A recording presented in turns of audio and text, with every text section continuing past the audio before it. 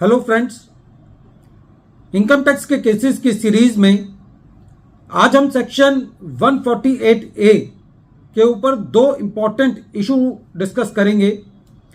पहला इशू यह है कि सेक्शन 148 कैपिटल ए ब्रैकेट में क्लॉज स्मॉल ए के अंदर क्या असेसिंग ऑफिसर को सेक्शन 148A क्लॉज बी में शोकॉज नोटिस भेजने से पहले इंक्वायरी कंडक्ट करना जरूरी है। दूसरा, यदि assessing officer section 148A clause B का शोकॉज नोटिस असेसी को भेजता है तो क्या असेसिंग ऑफिसर के लिए यह जरूरी है कि वो असेसी को एक पर्सनल हियरिंग का मौका भी कंपल्सरीली दे? क्या असेसी का ये एक वेस्टेड राइट है?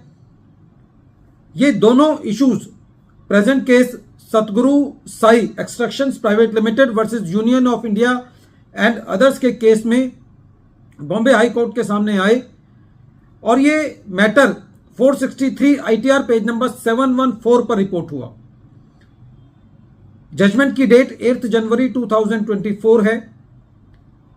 प्रेजेंट केस में बॉम्बे हाई कोर्ट का यह कहना था कि one should not read what does not meet the eyes. कहने का मतलब यह है कि यदि स्टैट्यूट के अंदर, यदि कानून के अंदर, यदि इनकम टैक्स एक्ट के अंदर यदि कोई चीज नहीं लिखी हुई है तो उसको नहीं पढ़ा जाना चाहिए। सेक्शन 148A क्लॉज ए के अंदर यह बात लिखी हुई है कि the assessing officer shall conduct an inquiry if required. Court ने यह कहा कि यदि इंक्वायरी करना असेसिंग ऑफिसर के लिए जरूरी होता सेक्शन 148A क्लॉज बी का शोकॉज नोटिस भेजने से पहले, तो सेक्शन 148A क्लॉज स्मॉल ए के अंदर यह नहीं लिखा होता कि इफ रिक्वायर्ड। इफ रिक्वायर्ड का मतलब है कि यह असेसिंग ऑफिसर की डिस्क्रिशन पर निर्भर करता है कि वो नोटिस को भेजने से पहले इंक्वायरी करे या ना करे। अब कोर्ट के सामने यह मुद्दा था कि जो सेक्शन 148A क्लॉज ए के अंदर शैल वर्ड लिखा हुआ है that the assessing officer shall conduct an inquiry, तो इस पर बॉम्बे हाई कोर्ट का यह कहना था कि यदि section 148A clause A B C D की पूरी स्कीम को एक हार्मोनियस इंटरप्रिटेशन के साथ पढ़ा जाए और क्योंकि इस मुद्दे पर कोई स्पेसिफिक जुडिशियल प्रोनाउंसमेंट नहीं है, तो ऐसी परिस्थिति के अंदर जो सेक्शन 148A क्लॉज ए के अंदर जो शैल वर्ड है वो में पढ़ा जाना चाहिए। नट शेल के अंदर सेक्शन 148A क्लॉज बी का नोटिस भेजने से पहले असेसिंग ऑफिसर को इंक्वायरी कंडक्ट करना जरूरी नहीं है। दूसरा इशू बॉम्बे हाई कोर्ट के सामने यह था कि सेक्शन 148A क्लॉज बी का जो शोकॉज नोटिस दिया जाता है उसके लिए क्या असेसी को पर्सनल हियरिंग देना जरूरी है यदि असेसी उस पर्सनल हियरिंग की डिमांड करता है।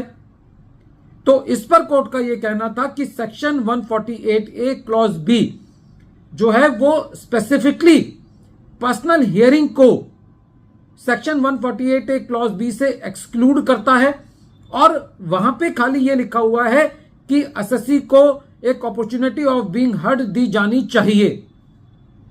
इसके अलावा कोर्ट का यह भी कहना था कि सेक्शन 148A क्लॉज सी के अंदर यह बात लिखी हुई है कि assessing officer section 148A clause D का ऑर्डर पास करेगा और 148 का नोटिस इशू तब करेगा जब वो असेसी के रिप्लाई को कंसीडर कर लेगा। तो कहीं पे भी ये नहीं लिखा हुआ है स्पेसिफिकली कि असेसी को पर्सनल हियरिंग दी जाएगी।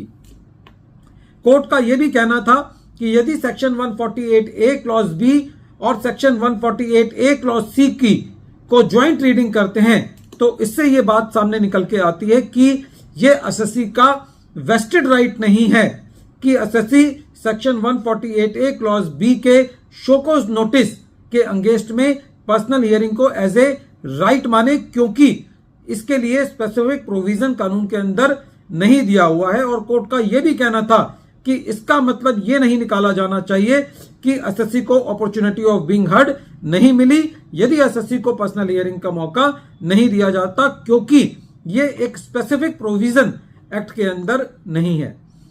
फ्रेंड्स, ये दोनों इशू बहुत इंपॉर्टेंट हैं, क्योंकि इस केस में कोर्ट का यह भी कहना था कि जब एसएससी असेसमेंट कराएगा तो असेसमेंट कराते वक्त एसएससी के पास ये पूरा राइट है कि वो पर्सनल हियरिंग को मांगे, लेकिन नोटिस इशू करने से पहले एसएससी के पास ये वेस्टेड राइट नहीं है। तो इन दोनों इश्यूज को बॉम्बे हाई कोर्ट ने अपने इस फैसले के द्वारा सेटल किया।